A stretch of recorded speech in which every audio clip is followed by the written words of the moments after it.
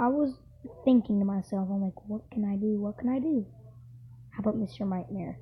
Look, I'm gonna screenshot this, and I want to see how many subscribers can you get from me recording this video. Please subscribe to him and slap that bell. Tap the bell to get notifications. I gotta go into a video to slap the bell. I don't know.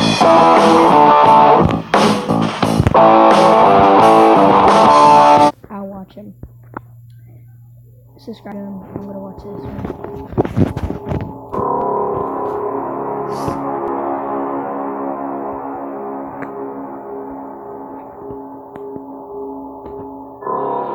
My house doesn't have a basement, and a lot of houses that don't have basements have crawl spaces instead, which are basically a layer of space under the lower level of a house with a height of no more than about 5 feet, usually used for storage. It started on a night like any other. I had classes the next morning, so I had to be in bed early. My room is on the first floor, and the crawl space is right below my room. After turning off the TV at like 11, I started hearing noises below me. Actually, it sounded like it was coming from right under my bed. My parents and brother were all asleep by now, so calling for any of their attention would be a little obnoxious at this point. It took a little courage, but I got on the carpet on my knees and looked under the bed, hoping I wouldn't see a rodent or any other kind of creature. There was nothing though, so I got back into bed. As I got back into bed though, the sound started up again. Okay, one thing. If the volume kind of sounds like a little bit squeaky, tell me, and I'm gonna lower down my volume just a little bit. Because when you record a full volume, because when the people recording it have full volume, and someone else has full volume, it sounds kind of messy and kind of screechy and stuff. So yeah, that's why some of my videos sound like that. It was kind of a rough push and pull kind of sound. It sounded like something being done deliberately. I once again got on my knees on the side of the bed and looked underneath. There was definitely nothing under there though. Oddly enough, every time I got out of bed the sound stopped. I went to get my dad, and he took a look under the bed too. Figures there were no sounds now though.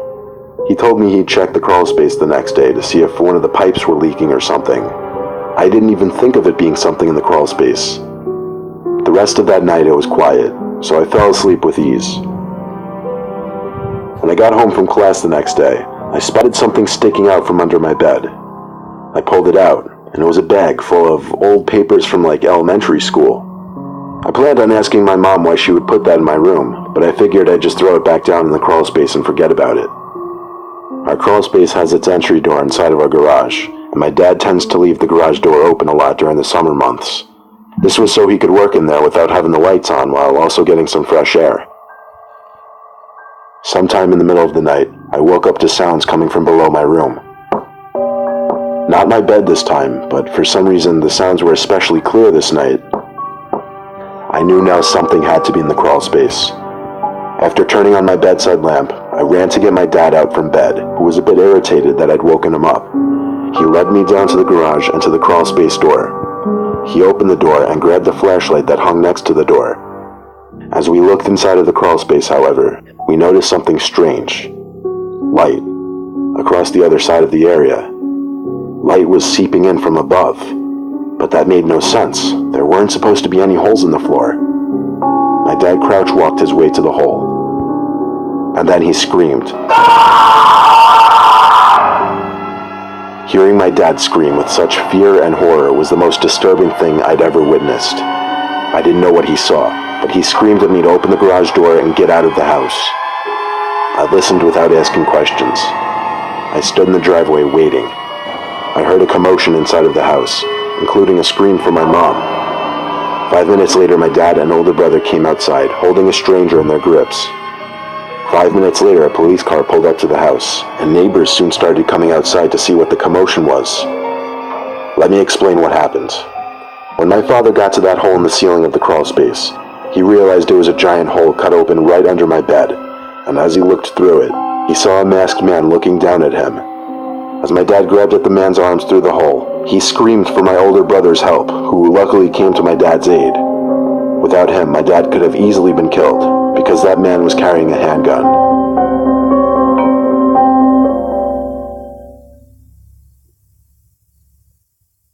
I've been waiting a long time for this, McManus. Enjoy hell!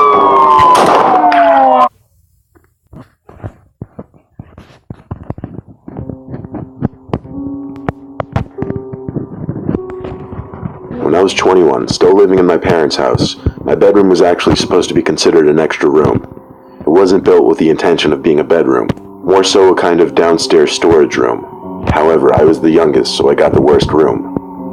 My two older brothers had already moved out by this point, and I was finishing up with college. It was winter break, however. My dad was on a business trip, and my mom was in another state with friends. They're the kind of parents who you never see around, and they've been like that since we were kids. My room happens to attach to the crawl space of our house. There's a little pull-off door in the wall. When I was little, my brothers always teased me and said there were aliens or monsters in the crawl space.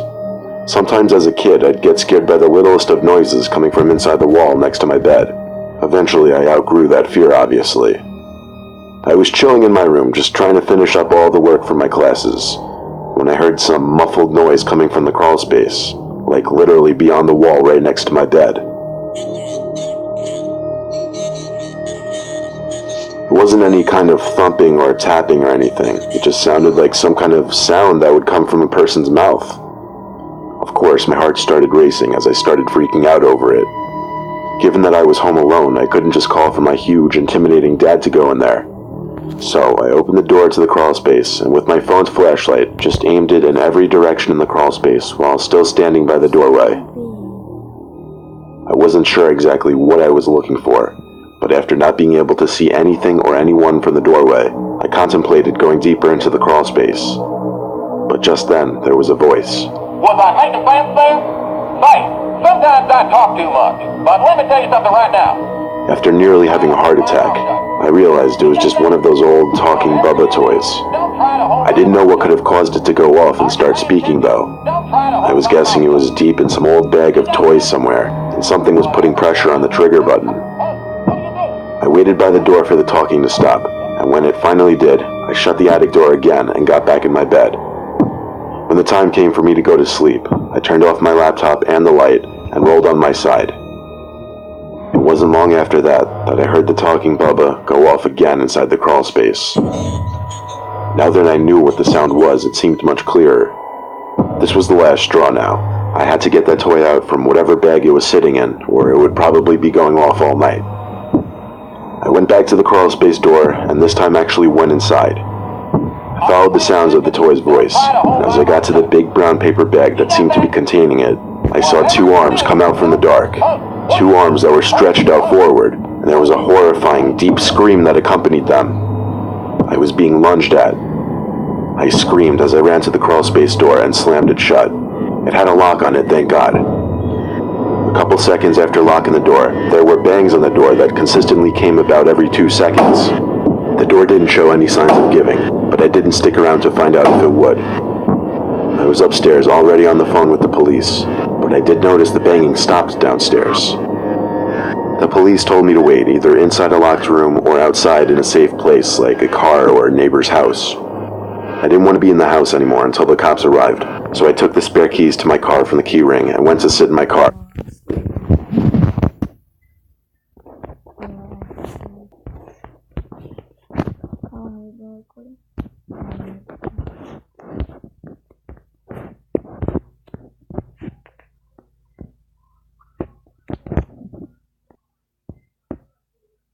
Dad, look! Dad, look!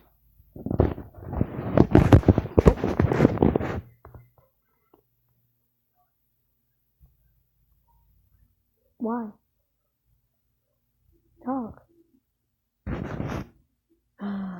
My friend lets me down.